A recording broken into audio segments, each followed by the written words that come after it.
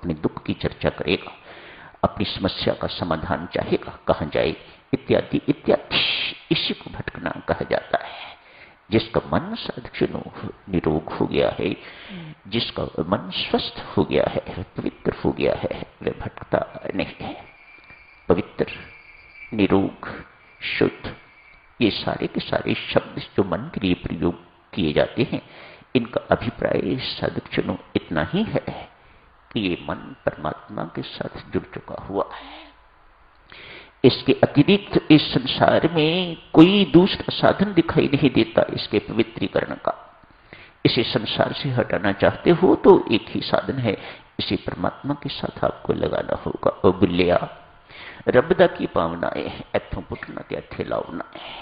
बुल्ला शाह एक अनपढ़ महान संत क्या कहता है, ओ बुल्लिया रबदा की पावनाए एथों पुटना त्या थे लावना। यहां से उखाड़िएगा, उसे संसार से उखाड़िएगा और उसे परमात्मा के साथ जोड़ दीजिएगा। बस इतना ही कार्य करने वाला है। सुनने में बहुत आसान है। जीवन भी बीत जाए देवियों सज्जनों तो भी महंगे नहीं है। जिसने मन पर जीत कर ली उसने संसार जीत लिया, वह सम्राटों का सम्राट बन गया। जिसका मन पर नियंत्रण नहीं है वह दासों का दास होगा। अमीर होते हुए भी वह कंगाल होगा। बहुत सुखी आपको दिखाई देता हुआ भी अंदर से दुखी होगा। इसे बकरा भी कहा जाता है। बकरा एक ही आवाज निकालता है, मैं मैं मैं। सद्गुण मन में और मैं में कोई अंतर नहीं है। मन में और माया में कोई अंतर नहीं है। इसके सारे खेल और खिलाड़ी मन के हैं। स्वामी जी महाराज ऐसा कहते हैं। ये सारे के सारे खेल, सुख दुख जो भी कुछ जीवन में आता है, ये सब इस मन के खेल हैं। आपको परमात्मा से जोड़ता है या परमात्मा से विमुख करता है, ये सब मन का खेल है। आपको हर्षित करता है, आपको प्रसन्न करता है या आपको दुखी करता है, शोकित करता है, ये सब मन के खेल है और कुछ नहीं। जो कुछ इसे प्रिय लगता है वह सुखदायी है, जो कुछ इसे अप्रिय लगता है वह दुखदायी है। सब खेल इसी के हैं। किसी वस्तु में सुख या दुख नहीं है देवियों सज्जनों, सब इसी के खेल हैं।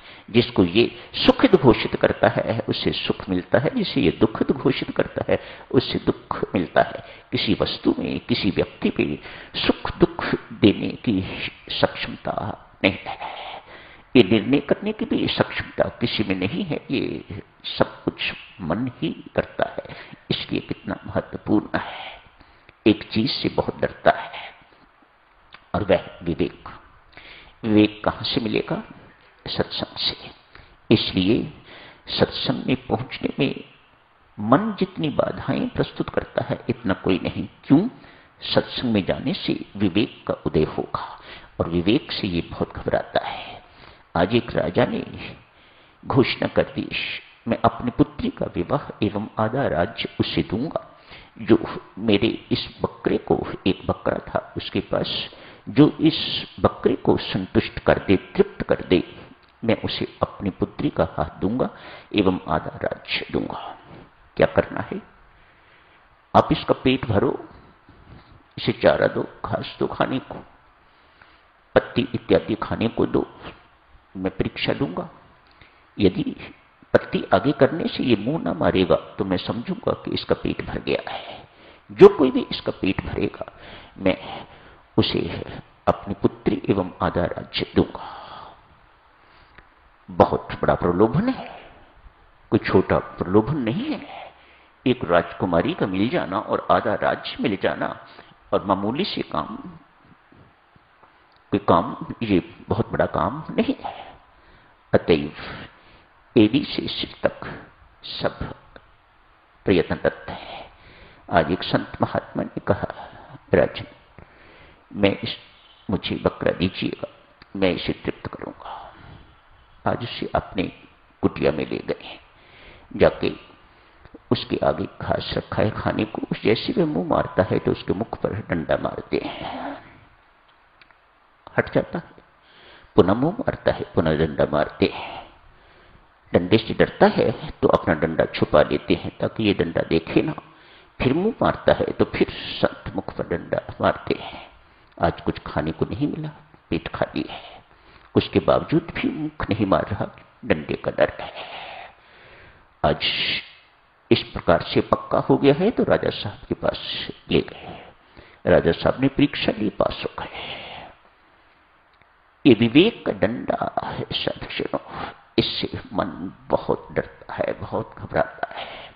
अपने मन को नियंत्रित करना चाहते हो साधुजनों तो सत्संगति के माध्यम से इस विवेक को जागृत रखो, और कहीं से विवेक नहीं मिलेगा।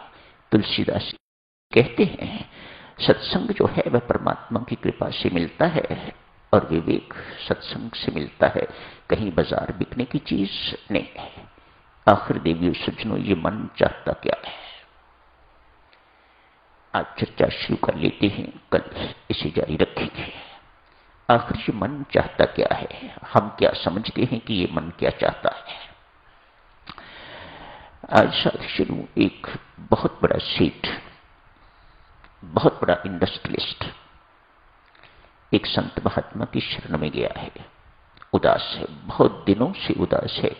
ऐसी उदासी अमिट, उदासी जा नहीं रही। समझो मौत सिर पर मंडराती दिखाई दे रही है, जीवन लगभग खत्म होने को है, कुछ ही दिन बाकी रह गए होंगे जिंदगी के। ऐसी मुझे कोई चीज दिखाई नहीं देती जो मेरे पास नहीं, उसके बावजूद भी मेरी उदासी बनी हुई है। क्या कारण है? मेरी पत्नी है, परिवार है, अपार धन है, कोई सीमा नहीं, कितनी सारी इंडस्ट्रीज है और अभी खत्म नहीं, एक्सपेंड हो रही है, एक्सपेंशन हो रही है। पद प्रतिष्ठा में कोई कमी नहीं, मंत्री महोदय इत्यादि इत्यादि बहुत वरिष्ठ लोग मुझे जानते हैं। यशमान की कोई कमी नहीं, पद प्रतिष्ठा की किसी प्रकार की कोई कमी नहीं, इसके बावजूद भी मेरी उदासी का क्या कारण है? आज ये कारण पूछने के लिए और समाधान के लिए बहुत उत्कट इच्छुक है ये लाला। किसी व्यक्ति ने सुझाव दिया, लाला बहुत दिनों से बुझे बुझे दिखाई दे रहे हो, चेहरा उतरा हुआ है, चेहरे पर बिल्कुल किसी प्रकार की कभी रौनक दिखाई नहीं देती, हंसमुख चेहरा था तेरा, क्या हो गया है तुम्हें? कहा मुझे भी पता नहीं क्या हुआ है, लेकिन कुछ हुआ है, कुछ अंदर हो रहा है। इतना संतुष्ट करने के बावजूद भी, इतना सब कुछ इस मन को देने के बावजूद भी अभी भी ये कुछ और मांग रहा है, मेरी समझ से बाहर है।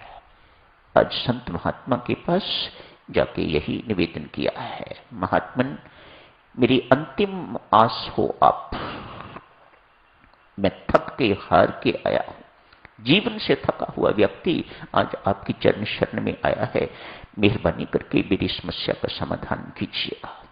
मुझे ये बताइएगा, मैंने अपनी जिंदगी में इस मन को क्या नहीं दिया?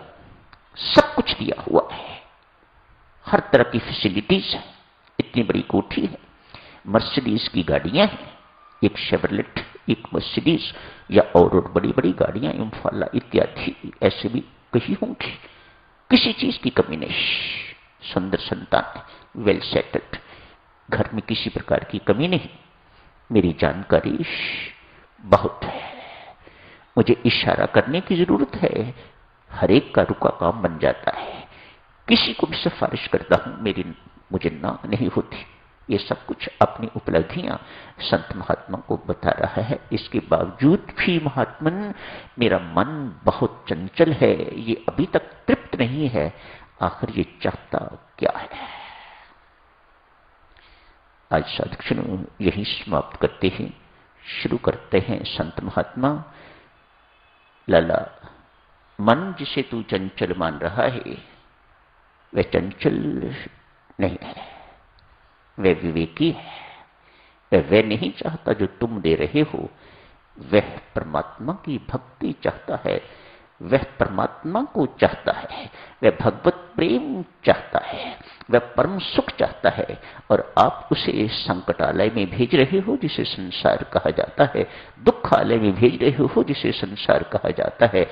इसलिए बेचारा बहुत दुखी है। कल करेंगे साधुजनों इसकी चर्चा। आज यहीं समाप्त करने की इजाजत दीजिएगा। धन्यवाद।